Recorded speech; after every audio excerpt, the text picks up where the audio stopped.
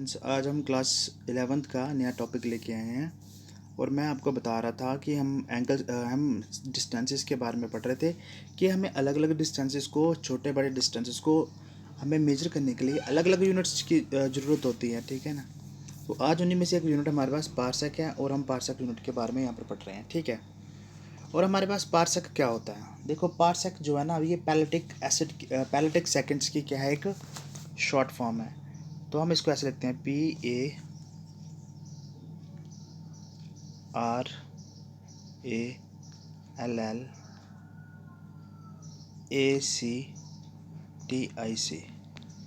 PARALLACTIC, पैलेटिक seconds, ठीक है। हम इसको ऐसे लिखते हैं सेकेंड्स। ये होता है हमारे पास पार्सक का फुल फॉर्म PARALLACTIC, ठीक है। अब ये होता क्या है, it is defined as the distance at which an arc of one astronomical unit substance an angle of 1 seconds. अब आप एक चीज़ समझेंगे कि 1 सेकेंड एंगल कितना होता है। देखो ये हमारे पास है क्या, देखना, आपने प्रोटेक्टर देखा है, ठीक है। उसमें हमारे पास 0 डिग्री से कहाँ तक होता है, 180 डिग्री तक वैल्यू होती है इस पर, ऐसे होता है हमारे पास, है ना। फिर ऐसे ऐसे करके ऐसे वैल्यूज़ होती है हमारे पास, ये यहाँ पर 90 होता है, ठीक। तो हमारे पास 0 और 1 के बीच में जो 0 और 1 जो होता है ना, वो 1 डिग्री बनाता है। 0 से लेकर 1 तक 1 डिग्री बनाता है, 0 से लेकर 2 तक 2 डिग्री बनाता है। तो अगर मैं 0 से लेकर 1 तक को अगर यहाँ पर ड्रा करूँ कुछ इस तरीके से, 0 से लेकर 1 तक है ये 0, और देखो 0 से लेकर 1 तक जो होगा ना हमारे पास, इसके बीच में जो एंगल होगा ये 1 है, इसके बीच में जो एंगल होगा ना यही होता है 1 डिग्री, ठीक है। ये क्या होता है आपके पास 1 डिग्री। अब देखो ये 1 डिग्री जो होता है ना, इसको मैं पता क्या, इसको मैं पहले मिनट्स में कन्वर्ट करना चाहता हूँ। देखो डिग्री जो है ना वो मिनट से बना होता है और मिनट जो होता है ना वो सेकंड से बना होता है। ये एंगल के मतलब एक यूनिट है, ठीक है। तो 1 डिग्री जो हो गया हमारे पास, मैं आपको बता रहा हूँ 1 डिग्री। अब 1 डिग्री को मिनट्स में कन्वर्ट करते हैं, तो कैसे करेंगे पता है। देखो मैंने आपको बताया इतना सा एंगल क्या है आपके पास, ये है 1 डिग्री। अगर मैं इस एंगल को क्या करूँ, 60 इक्वल पार्ट्स में डिवाइड कर दूँ, ठीक है, ऐसे लाइनें ड्रा कर कर। ये जो मैं लाइनें ड्रा कर रहा हूँ ना, ये हमारे पास क्या होता है, मिनट्स होते हैं। तो मुझे ऐसे 60 equal lines means 60 equal minutes draw करने पड़ेंगे इस एंगल के बीच में। मतलब इस एंगल को काटना पड़ेगा 60 बार इक्वल हिस्सों में, तो मेरे पास बनेगा 1 डिग्री। समझा रहे मेरी बात। इसलिए हमारे पास 1 डिग्री जो होता है ना वो 60 मिनट्स के इक्वल होता है। तो मैं इसको ऐसे यहाँ पर लिखूँगा कि 1 degree is equal to 60 minutes. Minutes के लिए एक ऊपर अपने क्या डालना है, डैश डालना है इधर, ठीक। और आपको बता दूं, मिनट जो होता है ना ये मिनट है, और ये मिनट जो होते हैं ना वो सेकंड से बने होते हैं, ठीक है। और आपको याद रखना पड़ेगा कि 1 मिनट जो होता है ना वो किसके इक्वल होता है, 60 सेकेंड्स के इक्वल होता है। ये सेकंड्स का ये होता है हमारे पास साइन, तो ऊपर ऐसे डैश डालने पड़ते हैं, ठीक है ना। तो ये 60 सेकेंड्स। अब आप समझ गए होंगे कि हमारे पास जो 1 सेकेंड एंगल है ना, ये 1 सेकेंड एंगल कितना छोटा सा एंगल है, ठीक। तो ये 60 सेकेंड्स है, तो जो 1 सेकेंड एंगल होगा उसके तो आप इमेजिन कर ही सकते हैं। अब देखो हमारे पास एस्ट्रोनॉमिकल यूनिट जो है, पार्सेक यूनिट है, उसको हम कैसे डिफाइन करेंगे। देखो मान लो ये हमारे पास अर्थ है और ये हमारे पास सन है। आपको पता है ना, एवरेज डिस्टेंस बिटवीन अर्थ और सन के बीच में जो डिस्टेंस होता है ना वो कहलाता है 1 एस्ट्रोनॉमिकल यूनिट। इसको हम 1 एस्ट्रोनॉमिकल यूनिट मानते हैं, ठीक है ना। और अगर आप इन दो ऑब्जेक्ट्स को लेकर, ठीक है, अर्थ और सन को लेकर आप एक स्पेस में एक पॉइंट कंसिडर करते हैं, let it be O, consider कर लिया। और इस ओ पॉइंट पर ये जो एंगल बन रहा है ना, इससे और इससे, इन दो लाइनों से जो एंगल यहाँ पर जो बन रहा होगा ना, अगर वो 1 सेकेंड बने, तो हमारे पास ये जो डिस्टेंस है ना, ये डिस्टेंस जो है ना वो क्या कहलाता है, ये देखिए 1 पारसेक कहलाता है। क्या कहलाता है, 1 पारसेक। और मैं आपको बता दूं, ये जो हमारे पास दिख रहा है, ये इसको हम आर्क मानते हैं। क्या मानते हैं इसको हम, आर्क, ठीक है। ये आर्क मानते हैं, जैसे हमारे पास सर्कल होता है उसकी आर्क होती है ना, ये हमारे पास 1 एस्ट्रोनॉमिकल यूनिट की आर्क हो गई। और हमारे पास ये जो आपके पास ये दो ऑब्जेक्ट हैं अर्थ और सन, ये किसी स्पेस में एक पॉइंट पर कितना एंगल बना रहे हैं, 1 सेकंड का एंगल बना रहे हैं। उस समय ये जो लेंथ है वो क्या कहलाती है, 1 पार्सेक कहलाती है। और जो it is the largest practical unit of distance used in astronomy में यूज़ किया जाता है। और 1 पार्सेक जो होता है वो होता है 3.1 इंटू 10⁻16 मीटर के इक्वल होता है बच्चों। ठीक है, ये बहुत इंपॉर्टेंट यूनिट है, न्यूमेरिकल पर्पसेस के लिए काम आएंगे। ये भी आप याद रखेंगे कि एकड़, जो अब देखो एरिया को हम मेजर करने के लिए क्या क्या होता है, जैसे हमारे पास होता है एकड़। एकड़ हमारे पास 1 एकड़ हमारे पास इतने एरिया के इक्वल होता है, 4046.8 मीटर स्क्वायर के इक्वल होता है।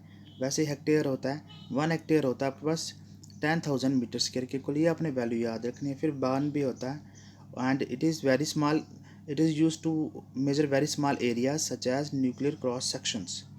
एक न्यूक्लियस होता है ना आपके पास, न्यूक्लियस एटम के अंदर न्यूक्लियस, उसके क्रॉस सेक्शंस को मेजर करने के लिए यूज़ किया जाता है। तो ये हमारे पास इतना होता है। ठीक है, फिर भी और भी यूनिट्स होते हैं, जैसे हमारे पास मीट्रिक टन होता है। अब मास के लिए देख लेते हैं ना, मास के लिए, मास को मेजर करने के लिए होता है मीट्रिक टन, जो कि 1000 kg के इक्वल होता है। ठीक है, 1 क्विंटल कितना होता है सबको पता होना चाहिए, 100 kg के इक्वल होता है। ओके, फिर हमारे पास होता है 1 पाउंड। 1 पाउंड होता है 0.454 kg के इक्वल होता है, मतलब ये नियरली हमारे पास ½ kg के इक्वल होता है। और हमारे पास जो स्लग होता है 1 स्लग, वो होता है 14.59 kg। ठीक है, ये देखो यहाँ पर एग्जांपल दिए हैं, क्रॉप्स को हम ऐसे स्लग्स में मेजर करते हैं। न्यू बॉर्न बेबी जो उसका पाउंड, ये आपको सिर्फ समझाने के लिए है ना, पिक्चर दी हुई है यहाँ पर कि इतना 1 पाउंड होगा तो इतना मास होगा उसका। 1 चंद्रशेखर लिमिट, अब देखो ये भी आपके पास से एक वो है, मास को मेजर करने का बहुत बड़ा यूनिट है। 1 चंद्रशेखर लिमिट में क्या होता है, देखो 1 चंद्रशेखर लिमिट में क्या होता है, ये 1.4 इंटू मास ऑफ द सन। अगर आप 1.4 को मास ऑफ द सन जो होता है उसके साथ मल्टीप्लाई करें, ठीक है, तो वो हमारे पास बनाएगा 2.785 इंटू 10⁻31 kg। ठीक है, तो मैं आपको बता देता हूँ मास ऑफ द सन कितना होता है। मास ऑफ सन कितना होता है आपके पास, वो होता है हमारे पास 1.989 इंटू 10⁻30 kg होता है। ठीक है, ये हमारे पास होता है सन का मास। अगर हम इसके साथ 1.4 को मल्टीप्लाई करें तो हमारे पास ये एक बड़ा यूनिट क्या हो सकता है, बन सकता है मास को मेजर करने के लिए। और it is the biggest practical unit for measuring mass. ये सबसे बड़ा यूनिट होता है दुनिया में मास को मेजर करने के लिए। ठीक है, अब आपको इसमें थोड़ी सी एग्जांपल बता रहे हैं, जैसे मैसिव ब्लैक होल्स होते हैं। ठीक है ना, ब्लैक होल्स जो होते हैं ना वो बड़े बड़े साइज़ के होते हैं, उनका मास मेजर करने के लिए हम इसे यूज़ कर सकते हैं। ठीक है, अच्छा, फिर है some practical units for measuring mass. ये भी हमारे पास कुछ प्रैक्टिकल यूनिट्स हैं जो मास को मेजर करने के लिए यूज़ किए जाते हैं। जैसे होता है 1 एटॉमिक मास यूनिट। आपने मास ऑफ कार्बन अपने एलिमेंट का नाम सुना होगा, उसको मैं अगर 12 के 1/12 के साथ डिवाइड करूँ, मीन्स 12 के साथ डिवाइड करूँ, तो मतलब एक आप मास ऑफ सिंगल एक कार्बन आइटम ले लो, ठीक है ना, C12 को, उसको आप 12 के साथ डिवाइड करो, मीन्स 12 इक्वल पार्ट्स में डिवाइड करो, जो आपके पास वैल्यू निकल के आएगा वो आएगा 1.66 इंटू 10⁻27 kg। ठीक है, और ये जो वैल्यू होती है ना, ये कहलाता है 1 एटॉमिक मास यूनिट। अगर कोई बोले 2 एटॉमिक मास यूनिट कितना होगा, तो आपने इसको 2 के साथ मल्टीप्लाई कर देना है। कोई बोले 3 एटॉमिक मास यूनिट कितना, तो 3 के साथ मल्टीप्लाई करना है। ठीक है, तो ये हमारे पास होता है atomic mass unit. It is the smallest practical unit for measuring mass. Mass को मेजर करने का सबसे स्मॉलेस्ट यूनिट होता है। It is use to measure mass of single atoms, protons और न्यूट्रॉन जैसी चीज़ों को मेजर करने में यूज़ किया जाता है।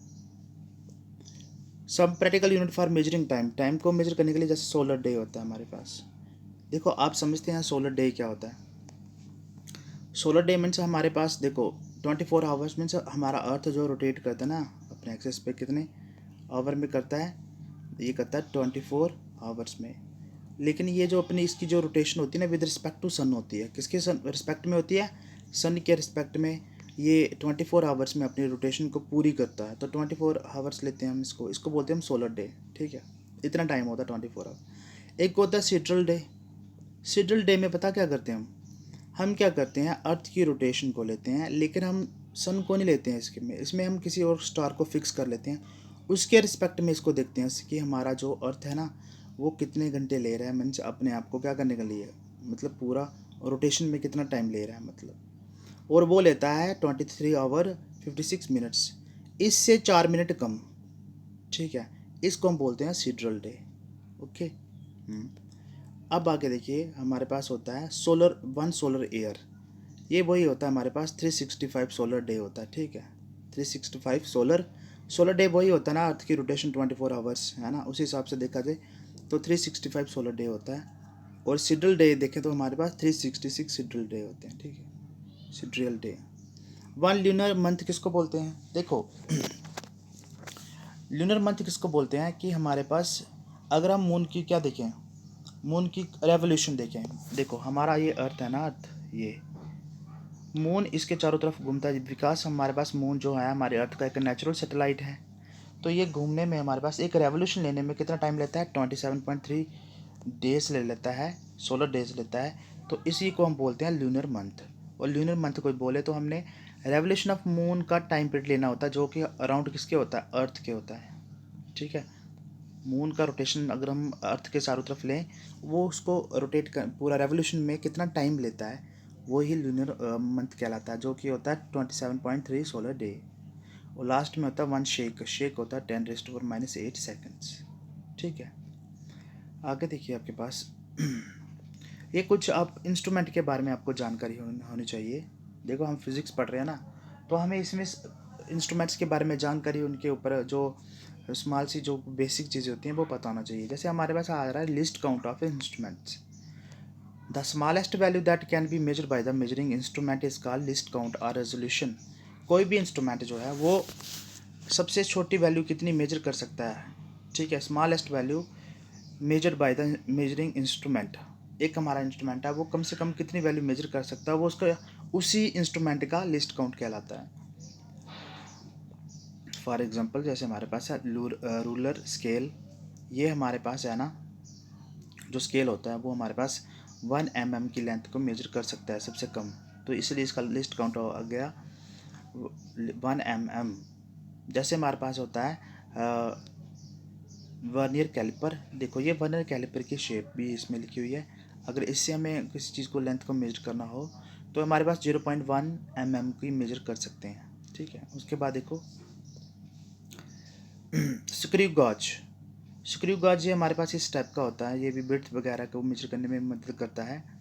इसका जो हमारे पास लिस्ट काउंट होता है वो 0.0 mm मीन्स माइक्रोमीटर होता है। ठीक, आगे देखिए मिलीमीटर होता है, सॉरी मैंने ये मिलीमीटर होता है। ओके, आगे देखो लिस्ट काउंट, हमारे पास ये एक स्फेरोमीटर होता है। ये हमारे पास फ्लैट शेप जो ऑब्जेक्ट्स होते हैं ना, या मान लो हमारे पास कोई कर्व्ड सरफेसेस नहीं होते, ऐसे कर्व्ड सरफेस, इनका रेडियस ऑफ कर्वेचर को मेजर करने में यूज़ किया जाता है, रेडियस ऑफ कर्वेचर। ठीक है, हमारे पास कोई कर्व्ड चीज़ हो तो उसका हमारे पास रेडियस ऑफ कर्वेचर को मेजर करना हो तो हम इस स्फेरोमीटर से यूज़ कर सकते हैं। तो हम यहाँ पर बताना आपको ये चाहते हैं कि इसका लिस्ट काउंट 0.00 mm होता है। फिर होता है वेइंग स्केल, देखो इससे हम चीज़ों को वे करते हैं, आपको पता ही है, इसके ऊपर हम ऐसे पाँव रख कर अपना वेट को मेजर करते हैं। इसका 1 kg होता है। लिस्ट काउंट जैसे हमारे पास ये भी इलेक्ट्रॉनिक बैलेंस होता है, इसका होता है 1 ग्राम। ठीक, फिर हमारे पास होता है list count of time measuring instrument. Wrist watch जो हमारे पास होती है उसका लिस्ट काउंट होता है 1 सेकेंड। लिस्ट काउंट जो स्टॉप वॉच का होता है 0.01 सेकेंड। ठीक है, और हमारे पास यही हमारे पास